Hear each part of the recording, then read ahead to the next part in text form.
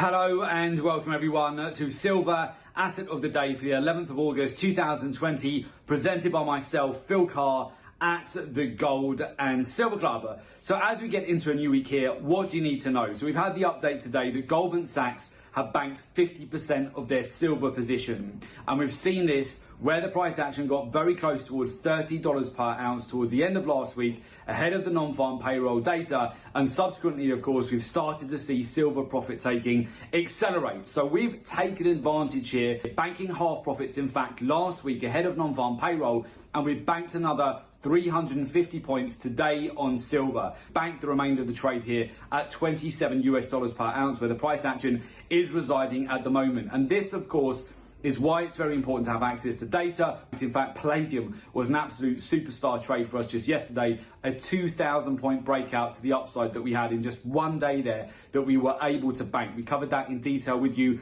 on the week ahead commodity report. So Palladium has just been absolutely phenomenal for us. So with that, with the retracements that we've seen today, and of course you would have seen big magnitude sell-offs, this is why it's so important, for example, on silver, on palladium, on platinum, on gold, not to FOMO in and get right in at the top of those moves. This is where you want to have your lower entries, build into positions, protect those trades, but also take profit off the table as you go along, particularly ahead of major news items, and particularly when we've had parabolic moves like we've seen at the moment. So right now, silver prices are trading at $27 per ounce. We've hit just under $30 per ounce towards the end of last week. Subsequently, we have started to see a correction take place here. What I'll be keeping a very close eye on with the metals over the course of this week is, again, the gold to silver ratio. So that had a very significant breakdown to the downside. In fact, just yesterday it was breaking below 69-1. The gold silver ratio has subsequently caught a bid. Right now it's trading back above 70-1. You want to keep a very close eye on that,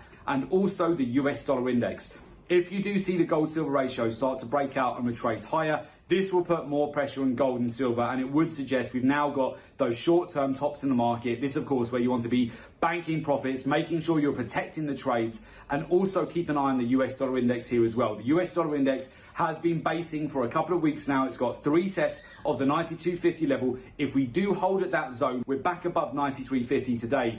If the US dollar index starts to get a bid here, breaks above the neckline, this is of course where it will put pressure on commodity prices priced in US dollars. And this is where you'll see further corrections to the downside with gold, silver, platinum, and so forth. So again, in summary, we've seen Goldman Sachs earlier on today issue profit taking on the metals here, particularly silver. We have already banked profits ahead of non-farm payroll and banked further profits today, making sure that we've locked in 350 points on that trade, which has been a very large move over the latest week. Also Palladium, we banked 2,000 points on that trade just yesterday. Now keep an eye on the US dollar index here. If it was to break out to the upside this week, it will likely put more pressure on the metals. If the US dollar is unable to do that though and rolls over, then look for evidence of support to come in on the metals this week, particularly if the gold silver ratio breaks down lower as well. You want to keep a very close eye on those intermarket correlations. So again, make sure that you stay nimble, keep an eye on those intermarket correlations as we go along here. Make sure you're always banking partial profits too, and of course protecting those trades. So with that, that's been Silver Asset of the Day, and of course we wish you